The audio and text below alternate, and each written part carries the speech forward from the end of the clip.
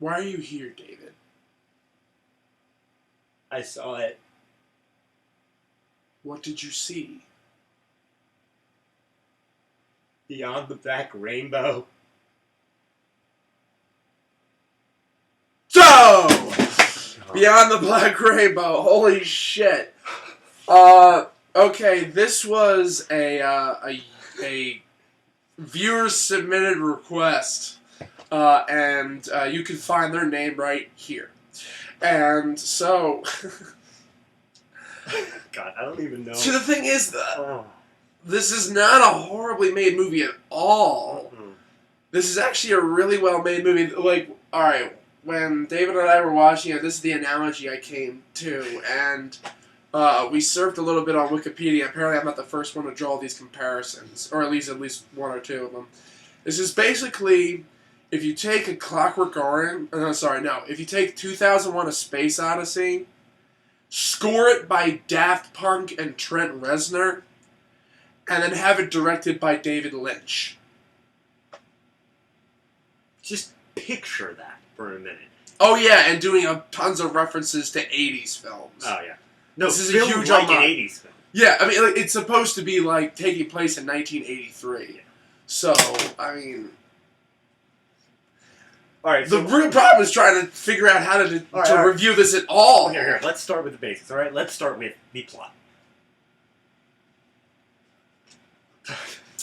The plot, to be honest, actually, I mean, to help us with this, we ended up actually having to look the plot up. According to what we read, the plot basically centers around this one girl named Elena. And she is in a quasi-futuristic commune known as Arborea. What they do in Arborea, I'm not entirely clear on. Now, the movie begins like this 80s like PSA style like reel and whatnot about what the Arborea Institute is. Come to Arborea. We can help you achieve happiness through technology. You can come to discover yourself. And then they show scenery with a few words over top of it.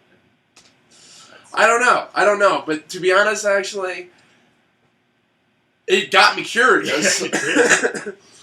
That's probably what this movie did. It gets you interested. It gets you very interested, and then it just cuts. It does that to several scenes where literally, like, I was really getting into the tension and whatnot. We're just getting really close, and all of a sudden, because like, wait a minute, what the fuck? A couple times that happened, but all right. The plot, yeah. So she is in this institute, and she's being heavily sedated by this weird glowing triangle light that suppresses her mind. Which is being controlled by a man named Barry. Now, apparently, I'm guessing she's a telepath. Mm-hmm. We'll get to that in a sec. But the plot is basically her trying to escape this institute and Dr. Barry not wanting to give her up very easily. That literally is the entire plot. This is an hour and 49-minute movie, including credit time. I don't know. We're actually struggling to try to find a way to describe this stuff. No. We don't know. All right. We do not know the movie. Look, the thing we can say the most about it is the imagery. The imagery is extremely potent. It is wow. Actually, and it has like it goes from bizarre and surreal to just downright scary. Should we show them the pictures? Yeah, at least one picture. Okay, so this is Barry. No, this is later in the movie, but this is Barry when the scene beforehand, we see him removing his hair and removing these really super heavy-duty contact lenses from his eyes. I mean, they're like really thick. Mm-hmm. And then he puts on this leather jacket? He looks like one of the aliens from Dark City and whatnot, basically. He doesn't look bluish. But yeah, seriously. he looks like Mr. Shade from Dark City. Yeah. But okay, and here he is. Now, you may be thinking not terribly scary, like by itself, but tell me, if you saw it Like, here, show a picture of what he looked like before. Okay, let's separate that. All right, before and after. It was a contrast when it first happened. So, and yeah, Oh god. yeah. All right, now let's just move on to different elements and whatnot. I can't really say much about the writing because it's all pretty much through editing and cameras. It is. Now, if this was written this way, if it was more of a strange story than a screenplay, that is fine. I can understand that. I can see that being the case in this matter, but at the same time, I mean, it's just there's very little dialogue. Mm-hmm. Like the caption guy, he only probably had to work for about half an hour. But Possibly, the fact of the matter is, that half an hour was him sitting there being like, "What am I working on?" Okay. If you want me to type that, I will. I don't get it, but okay. The acting, though. The acting is actually really good. Yeah. I was really surprised by it. Like, when I first saw the trailer, well, we watched the trailer for the thing before we actually saw the movie, and it didn't help at all. I mean, we were so bizarre. I was like, what exactly is this? I mean, it got us curious to watch it. Yeah. The opening credit sequence takes like 10 minutes, too. Like, and like that, I will say, though, like, the actual, before they, that's the, between the titles and then the main title, they have that section. When the titles was actually happening, they got a little creative with the titles because they kept having the I dilute. Yeah. Every Every single time a title came up, and that was pretty interesting. Dilate, sorry. Yeah, dilute is something. But, yeah, the acting was superb. I don't know any of the actors in this movie. I mean, I don't recognize any of these people. Do you want to go over Cosmatos? Yeah. I don't remember the director's first name. Panos? I'm not sure. Panos Cosmatos. They're the child of George P. Cosmatos, or at least that's what I'm guessing. Name similar, and this director also worked as a camera assistant on Tombstone, so I'm guessing there's some family relation. And also, this was this director's first movie. Well, first directed and written. Yeah. Movie. The only thing he did beforehand was Tombstone. That's it. Yeah, well, at least that's what IMDb tells us.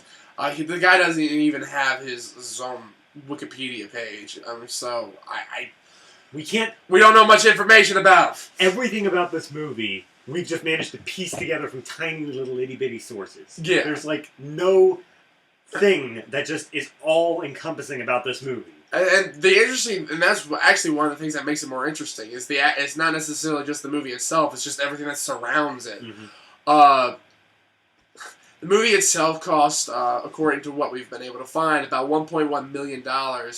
And the great thing about this, I don't know if this was shot on film or video. It really depends. Sometimes it can look like it's shot on film, but then again, at the same time, you can add that effect in later. Mm-hmm. I mean, they did that for Grindhouse. Right.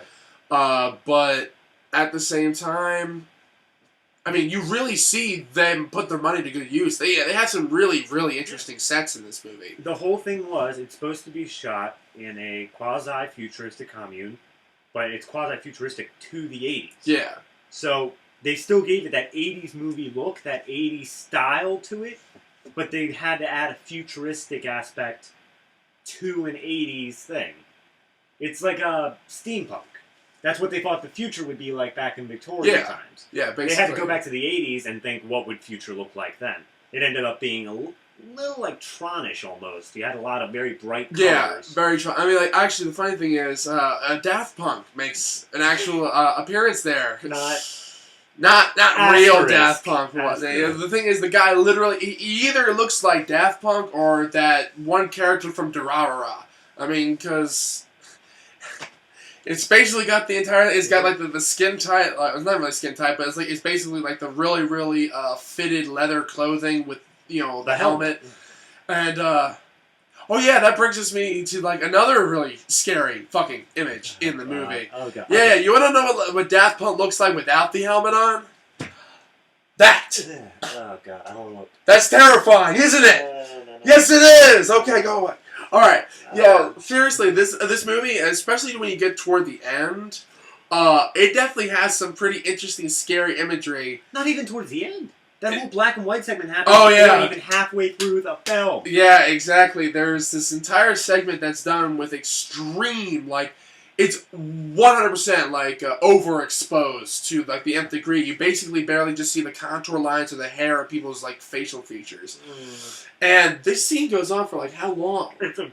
Counting the acid drop scene, which is within within the scene, yeah. That must go on for a good 15 minutes. Yeah, at least. And one, I have absolutely no idea what was going on. I mean, to be honest, I really think that this movie requires like many viewings, just like a lot of David Lynch movies. Right. This movie actually, it's actually a very much like Gaspar Noé's End of the Void.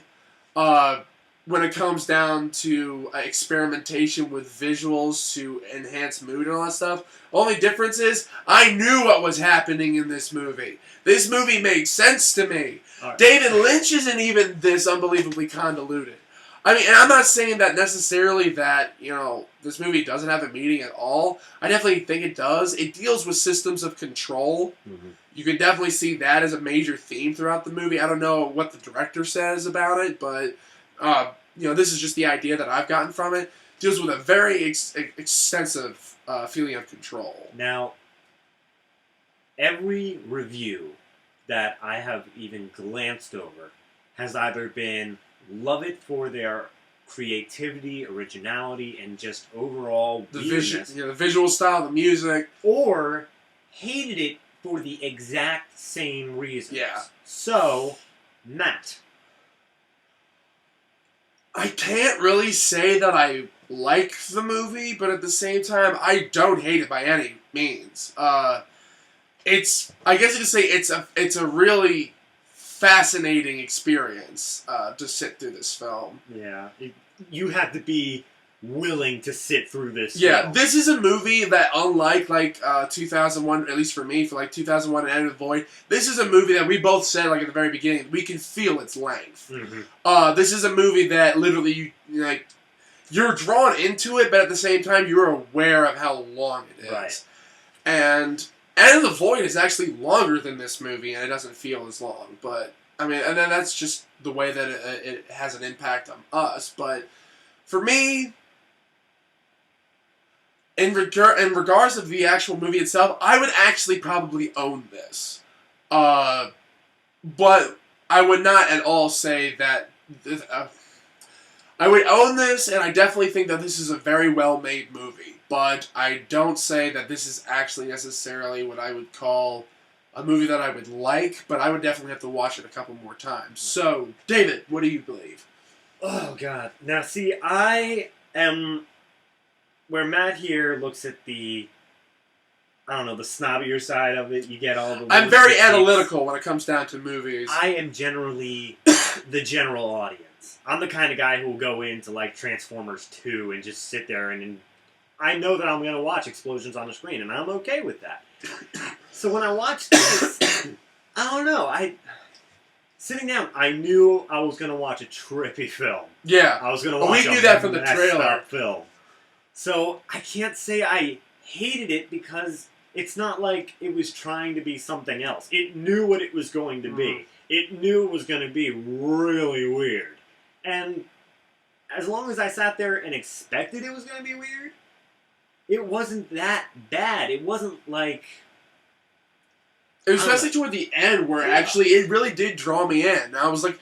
The funny thing is, like, the last scene is like the only time in the entire movie that I actually knew exactly what was going on. Right. There were certain parts where the one thing I said earlier was, it gets really close to answering a question, but then it stops, and it just asks two more. Yeah. That's... It... Oh, God. And that's exactly what it does. It's a very... It can actually be a very, very frustrating film. Mm-hmm. We were more, like...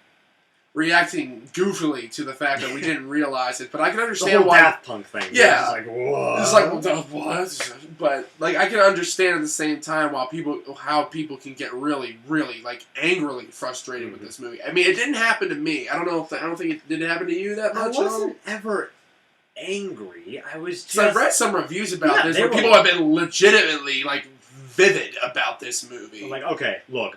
Livid. Sorry, livid. Here's one. Vividly livid. My son pulls up movies like this all the time. And Oh, I yeah. sat down and watched this one with them. 2 hours of my life wasted. Honestly, I cannot see the appeal in any of this. It was stupid. It didn't make sense. Maybe it's just not my type. But overall, I would give it a pass if I ever was going to give them the chance again. That's like straight out of an IMDb review. I think, yeah. Well, was it? Basically, that was a review. That was a review. Yeah, it's like. And they gave it like 1 star. So there you go.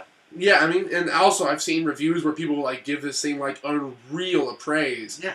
And it's got 5.7 overall on IMDb. How much on Rotten Tomatoes? Rotten Tomatoes, I believe it's in the 40s. So it's not a shitty film. It's definitely a cult film. It's definitely a cult followed film. That's the word. This is definitely along the same lines as like Ken Russell's Altered States, Enter the Void.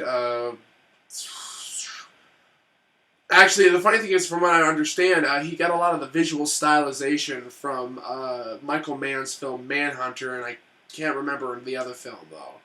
And also, George Lucas's THX 1138, he got the interior of the institution. He got the ideas from that movie.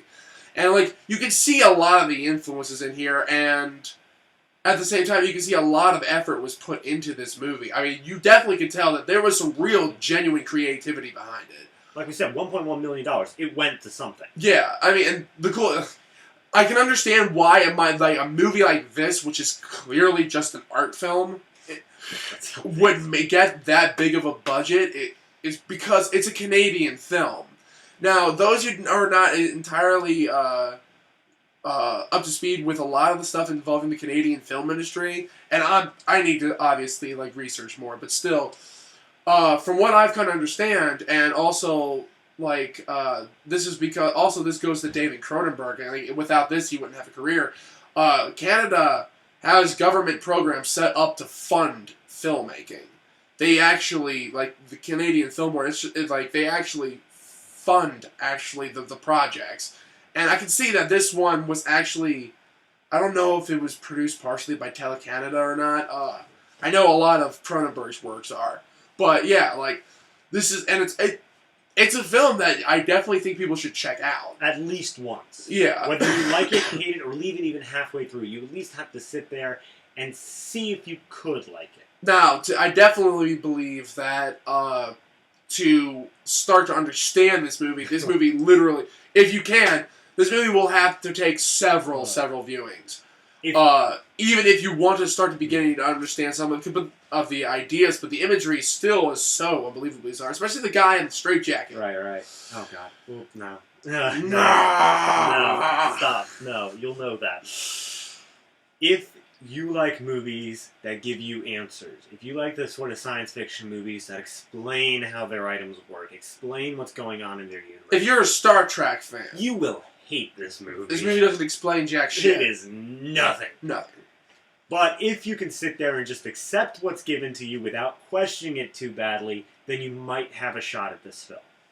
Oh, well, actually, the thing is, though, and also, if you enjoy movies that make you ponder the fuck out of yourself and of the movie itself, like, if you're a David Lynch fan, if you're a Paul Thomas Anderson fan, if you're a Stanley Kubrick fan and whatnot, if you're a fan of Miguel Coyula, like, you know, this movie is definitely something that you at least would find interesting, if not like.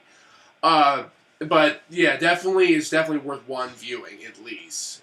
So, you can find it on instant Netflix. It's on there. For now, at least. Yeah, they rotate that stuff. Yeah, but still, at the same time, it's on there. You're able to watch it. You probably can find a streamer of it somewhere online if you're able. Through legal means. Disclaimer.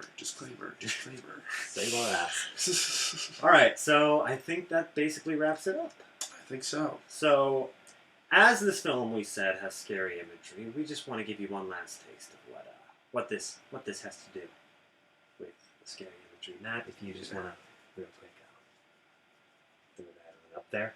Okay, here's something for your nightmares. Bye.